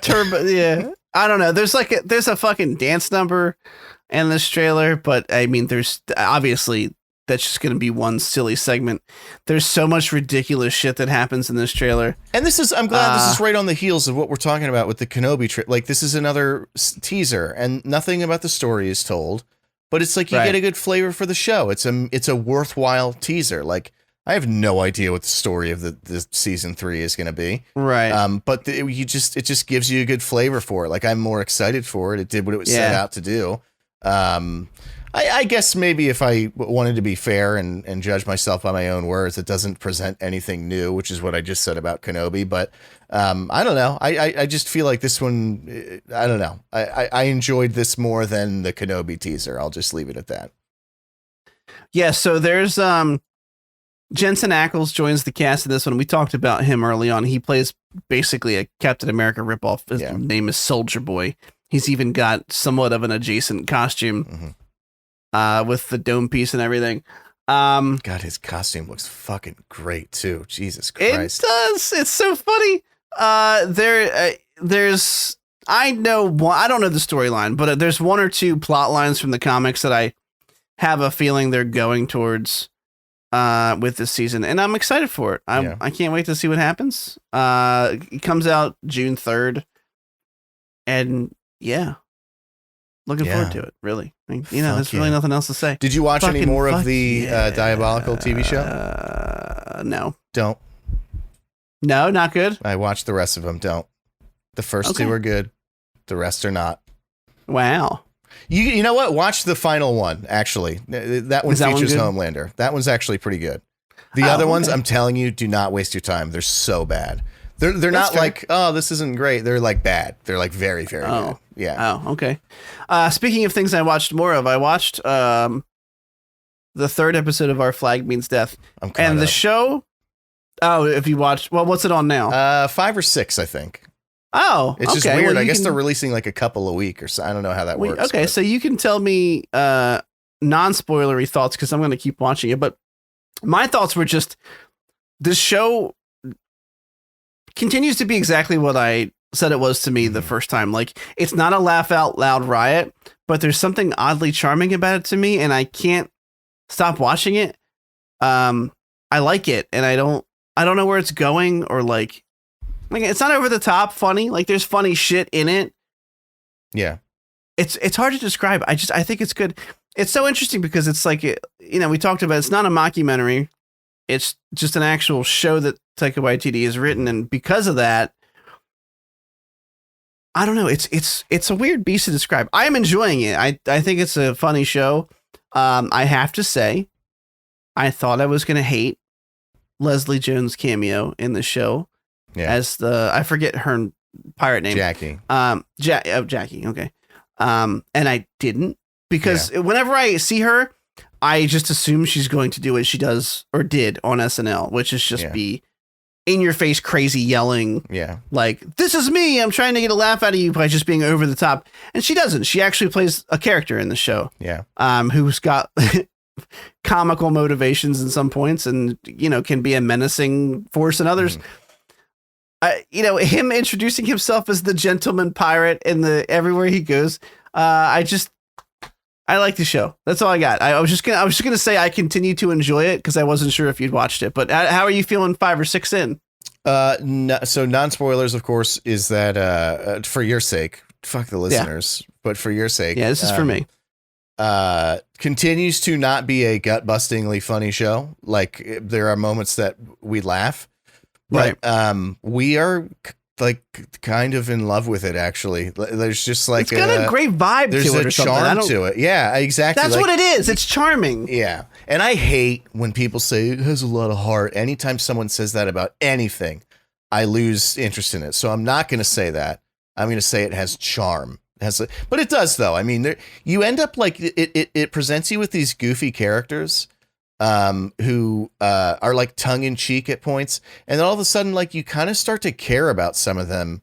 They have like interesting arcs and interesting little. Well, I don't want to say too much. We kind of love it. We like can't wait until the next one comes out. So I would absolutely recommend to keep watching it. I like it a whole lot so far, and I was not going to stop watching it. You know what? I just figured it out. I think that this show is for me what Ted Lasso is for you.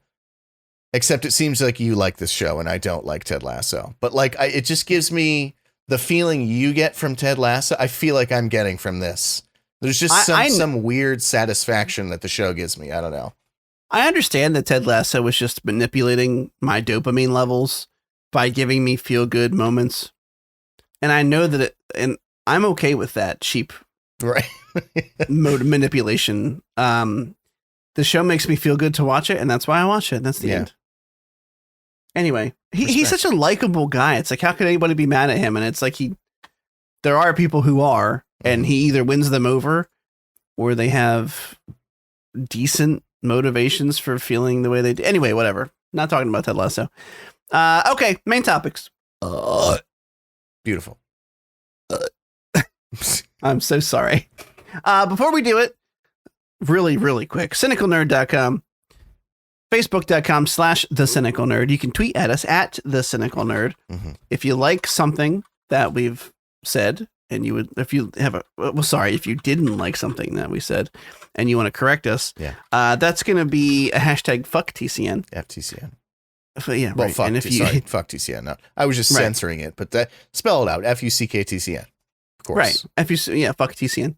And if you have a question for us, or you want us to, I don't know, rate the organization of your sock drawer live on podcast, I would do that for you. Yeah. And you can email us at questions@thecynicalnerd.com.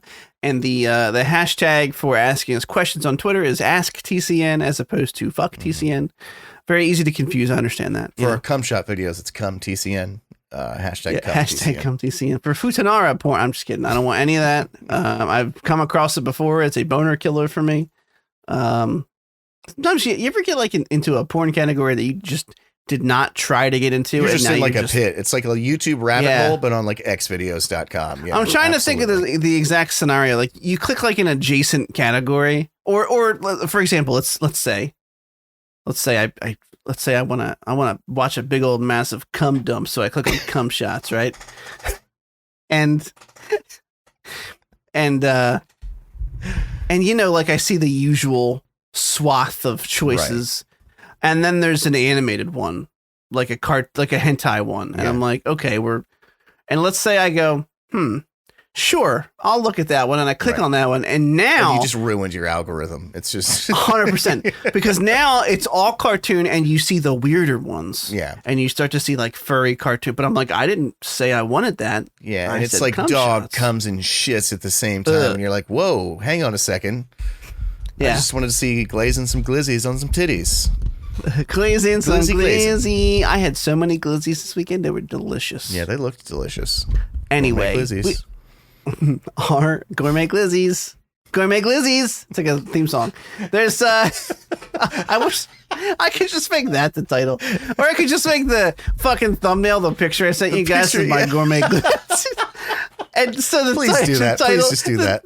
Yeah, I'm gonna do that. It's easy for me too. So win. Title is episode 59. Was it proven cunt? A proven cunt? A provable cunt or a proven cunt? One of those. I'm doing a proven cunt, and then just a picture of hot dogs. And you'll not listening to this, you have no fucking idea what's going on. That makes me laugh even harder. Okay, two main topics. The first of which we've already talked about briefly, but the series finally wrapped. Yeah. Look, we hold true to our word. We're coming back to talk about it. Pam and Tommy started at the bottom. Now we're here. Pam and Tommy has officially wrapped with the last episode coming out last week, I believe. The series is over. And what do I have to say about it? That I want Derek to go first. Gotcha. Happy to. How do you feel? How do you feel about Pam and Tommy as a whole? I felt very good about it. I thought that some parts kind of dragged a little bit. Like it didn't always keep its steam. It started off stronger than it got in its mid, but I feel like it ended well enough. But it was like tragic. I don't know how true to life it is. I know that Pam had nothing to do with this, and that she's now making her own documentary, which says to me that maybe a lot of stuff about it wasn't true, and she wants to set the record straight. But there's this element like in the last episode wherein she's talking about how she does not want to make any money off of this tape. Like it's just a matter of principle to her. Just seeing now, look, Pam's sex tape is not what ruined her career. Her being not a good actor is what ruined her career. And people just viewing her as a Playboy model, which is how she started her career. and not being able to get over that image. Obviously, nowadays, like, we don't give a shit how whoever started their career. We have actors, God damn it, who were porn stars in the beginning of their careers. You're trying. It's all that matters. I'm trying. I'm going to get there one day. But like seeing the sort of what's the word I'm looking for? Disparity between her and Tommy, where like he's acting like, oh, it's affecting me too, but then he goes down to the bar and people are like, you know, cheering him on, like, nice dick, bro, and just imagine everywhere you go, people are like, nice cock, buddy. Like, that's at some point. Nikki Sixx is like, what are you talking about? Now, what happened to you? Everyone knows you got a fucking fire hose. Yeah. But no, it did a lot of things right. Like, I just felt the thing that surprised me the most is that you start off with the first episode and Tommy Lee is painted as a dickhead, and Tommy Lee is notoriously a dickhead in real life. Yeah. He and Pam had they got divorced and remarried a couple times, whatever. You really did get the sense that they genuinely loved each other throughout the show. And that was the most endearing part about it to me, is that like when they were together, just them, and they didn't have all this crazy shit going on, drama in courtrooms and people stealing their shit and shit with Pam's career and whatever. Like, you felt like they really loved each other, which is apparently, sorry, go ahead. Well, no, I wasn't letting you finish that sentiment. I forget now. You ruined it. You derailed me saying that as well. I'm so sorry. I derailed the Deratio train. I was going to say, so I actually finished this last night because I was a slacker and I put it off. And I watched like the last 2 episodes last night, back to back. And after the series wrapped, so it ends with kind of a sweet note, even after all the shit that happened. Like she gets, the tattoo on her finger, this is Tommy, changed into Mommy because she's got her baby there.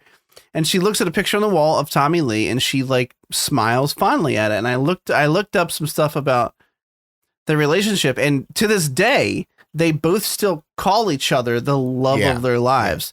And I like, despite the fact that like they got divorced after like, a domestic charge against Tommy for like, apparently like kicking her in the back or some crazy shit, like something that really sounds really bad when you read it on paper. Yeah. But I 100% agree with the point you're making. And that's why I interjected just to add my useless opinion, which is that I really do feel like if they weren't constantly surrounded by media, they try to take that trip at the end. They're like, let's go away again. And she's like on board, and they just can't get away from it. It was so tragic. They have to stop to get some fucking sleep, and it instantly derails again because there's just these people everywhere, and it made me really sad for them. Yeah, it was tragic. But the Seth Rogen, I thought it was because the whole time I'm wondering, well, how did this guy possibly get away with this, or did he? Like, is there going to be some wrap up at the end where we show like how he ended up in jail? I guess it turns out that the guy who Seth Rogen plays, Rand, whatever, is not even confirmed to be the person who stole the tape. He's just a guy that grows weed in California who claims that he's the one who did it. So no, I thought it was good. I don't know what else to say about it. I feel like if you're listening to this, you should watch it. The interesting thing about a period piece is that we're not really spoiling anything for you. If you were alive in that time period, like we were, you at least have somewhat of an understanding of what happened. It's really just about how the show frames what happened, and it does it in a very entertaining way. Like it's the editing, like, again, from a filmmaking perspective, it's edited well, it's acted well, like everything is just well done about it.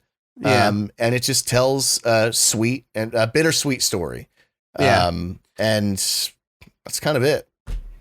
I mean, and I know you already said it, but just the disparity between how what happens affects Pamela versus how it affects Tommy, and his straight like inability to see the difference between the two is like that's the most character work vis-a-vis like where I hated him the most, because he's like literally he's so self-centered, he's not capable of seeing what it's doing to her as opposed to him, and he's going through his own shit. Like Motley Crue is on the way out, no one gives a shit about them anymore, and he's really struggling with that.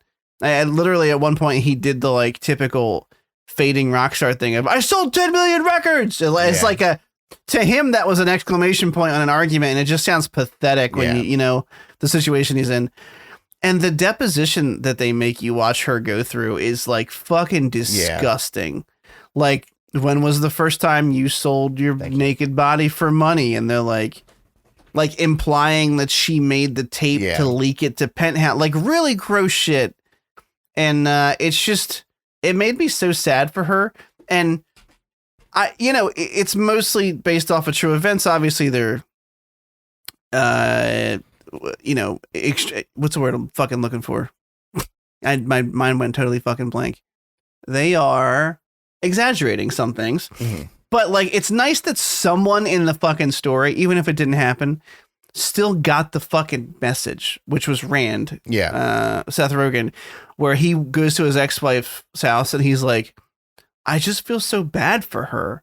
He's like, I stole that tape because Tommy's an asshole. He's like, but she didn't deserve that, because he sees what's happening to her, and he finally fucking gets it. Like, how much this is so much worse for her. Yeah.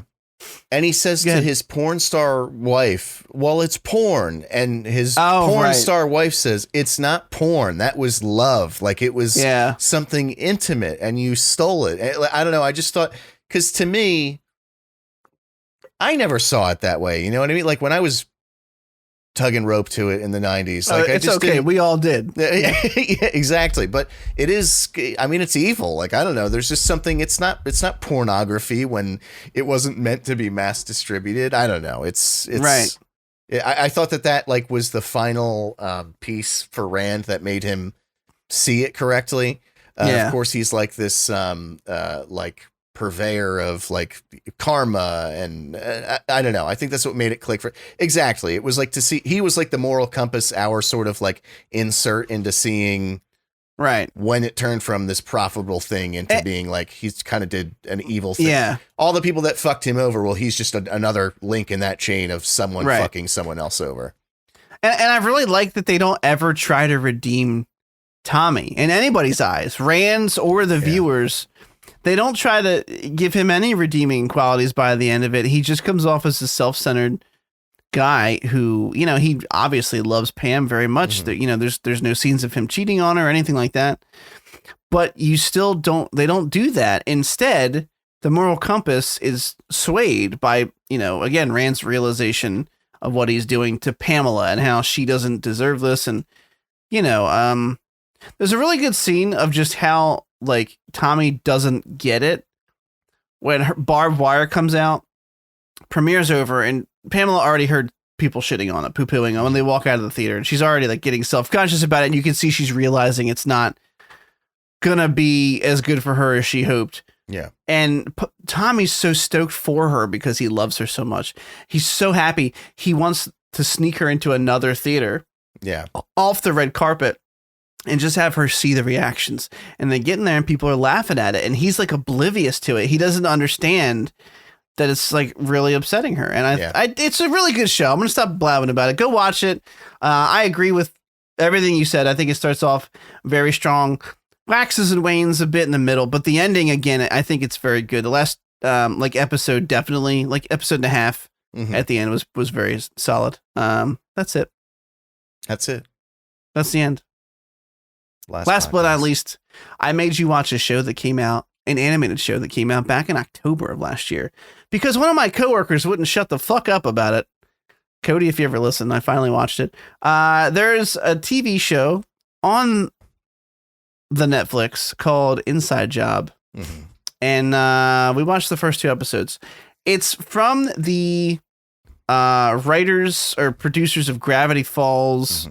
One of the team members from Rick and Morty is involved, and I had no idea what the premise was. I just hit play and love, as a surprise to me. I liked this show. I don't know if you did, and I'm sure you'll tell me all about it in a second. But what if I just didn't? What if you did yours and I was like, all right, that's it, we're done. We're done. No, well, I would just assume you hated it at that point.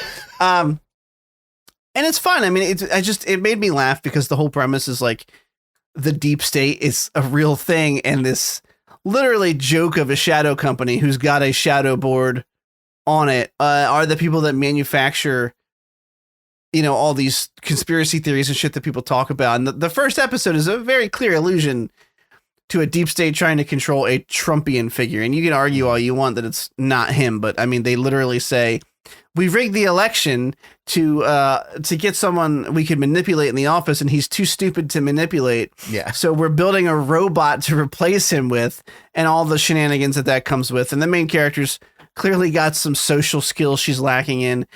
And she's paired with like this fucking just an idiot suit, but he's a likable guy, and they kind of team up a little bit.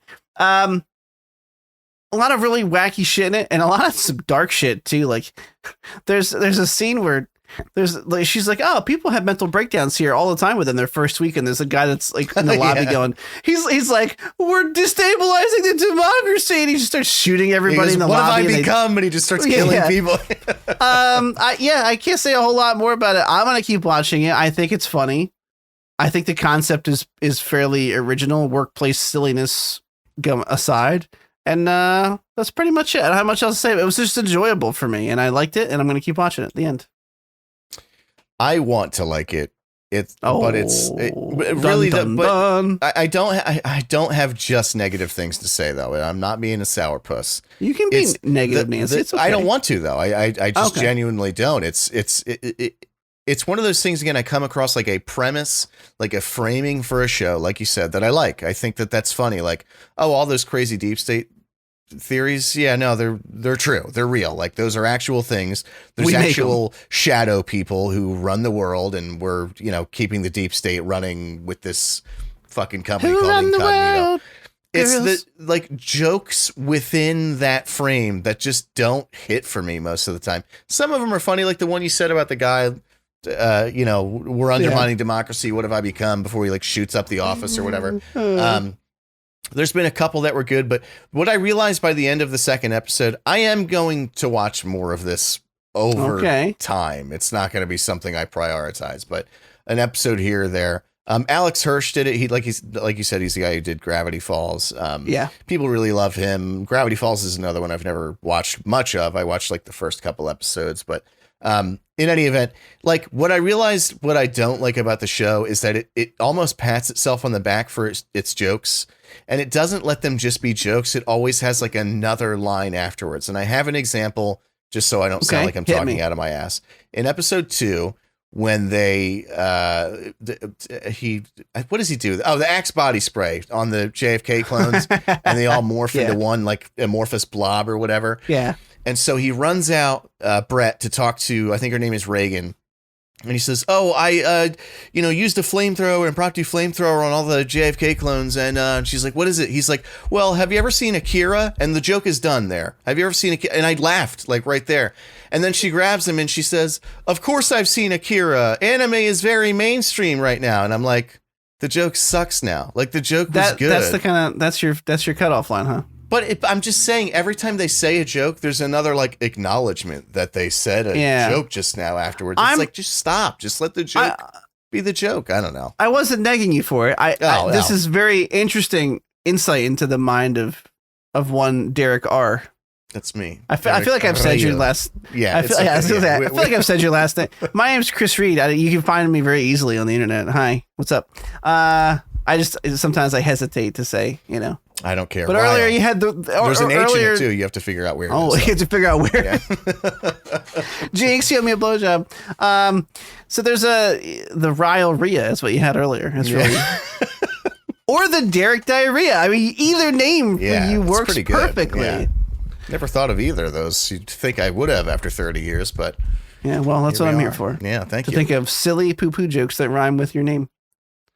Really, that's what the podcast is about when you get down to the brass tacks, But we're done. We're done talking about. I think the show's funny. I'm gonna keep watching it. I hope that you like it because I want you to like everything. So do I. I want the best for you. Difficult, you sweet little baby boy. Sometimes. Okay. This has been another episode of The Cynical Nerd brought to you by PPS. Thanks to our sponsor this week. I really appreciate all your money. Some of it goes to like presidential debates and educational stuff for kids, and then the rest of it goes to us. So it's really cool. I really appreciate it. We'll catch you guys next week. Derek, where can everybody find you at? Do you have a presence on the internet? Maybe. I am present on the internet, on Twitter and Twitch. I missed this past weekend because I went away and then I got sick the whole time. But anyway, we already covered that. But you can find me on Twitch and Twitter at Dr. Gloom MD. That's DRGLOOMMD. Currently, I'm still playing Elden Ring and loving it. I'm a good 2/3 of the way through, probably by now. Nice. Been working on some side quests. I got some pretty good gear going. I'm pretty rock hard over it. Yeah, probably. I do have a midterm this week. Yucky, but probably this coming weekend I'll be streaming some more. Nice. Cool. You can find me on Twitch and Twitter at TCN Plays. TCN Plays. I have been back to not streaming again, and I had a valid reason last week. I don't really have one anymore. I'm getting, I don't know if I talked about it, but my good buddy Travis, former co-host of the original Cynical Nerd, and the purveyor of fine goods, such as our current logo, thank you, Travis. And intro and stuff like that. Very talented gentleman, by the way. You can hit him up. I think he's going by Mini Suckage on Instagram. MINISUCKAGE. He does a lot of miniature stuff. I think Twigs, like really good shit too, like very high quality stuff. Excellent artiste in almost every sense of the word. He's a good painter. He's a great graphic designer, and a good dude. I miss you, buddy. Anyway, he's been getting back in the game. I hate when you delete shit. What? I hate when you delete shit from Dropbox when we're recording. It just scares me. I get the notification. I'm so very sorry. I always feel like I have to. I don't know why. This is like an insult to you. I feel like I have to empty the files out before you put the new one in, or else it's going to confuse you. It is kind of an insult, but it's like not, but like I get it. I'm just trying to foolproof the whole process. I never want you to be like, what's in here? And I know the obvious answer is my file from last week and I have to upload my new one. I'm sorry. That sounds insulting. And I don't think that you're stupid. That's all right. I don't think I do not think that you're stupid. Anyway, Travis does good artwork and you should hit him up. And he's been helping me redesign my stream layout. And I've not been bothering him because he's got a lot of other stuff going on, and it's taking a little longer than I expected. And that's not I'm just vomiting stuff that sounds insulting out of my mouth, but I don't mean it that way. I'm very patient. I just, I figured I'll just wait till I had the new stuff come out, and then it was a week, and I'm like, I haven't streamed all fucking week because I just kept going. I'm sure I'll get it tomorrow. Right. I've been playing Elden Ring. I've been very much enjoying it. I've also been going to bed very early. And those two things are very opposing forces. And my progress is much less than yours. I finished Raya Lucaria, second Legacy dungeon. I'm still running around Liurnia doing some odds and ends. I think there's like a mini dungeon fort I have to go look at in like the Northwest and some other shit I gotta get. I have a checklist. I'm following the game progress route on the Effects True Life wiki because I always do in these types of games because I don't want to miss cool stuff, okay? And what's cool about the game progress route is it's not like go do everything on the map, which I've tried to stop doing. It's these are the important points that you want to go to. Like they're like go to the minor Erd tree and kill the avatar because you get these cool things, and then go to this cave because you get these cool ashes. Fellas yet? I think I'm going to try to kill one tonight. They're bitches. Are they really? Like I thought they were big boys. Kind of. No, sorry. I meant that's such an interchangeable word. I meant like kind of. Tough. Oh, they're assholes to fight. I understand. Okay. They're not that, if you're on horseback, they're not that bad, but the first one was tougher than I expected. The second one, because I kind of got the gist, wasn't that bad. Anyway, rambling again. This has been another episode of The Cynical Nerd, and we'll see you guys fucking next week. It's going to be my birthday. It's going to be his birthday. I'm going to suck his dick live on pod. I'm going to be both at my house and underneath his desk. Oh, that's fun. I'll have a second cam set up. Yeah. the suck cam. Underdesk. Suck cam 1. Yeah. Anyway, suck cam 1. You guys have a good night. We'll see you next time. See ya.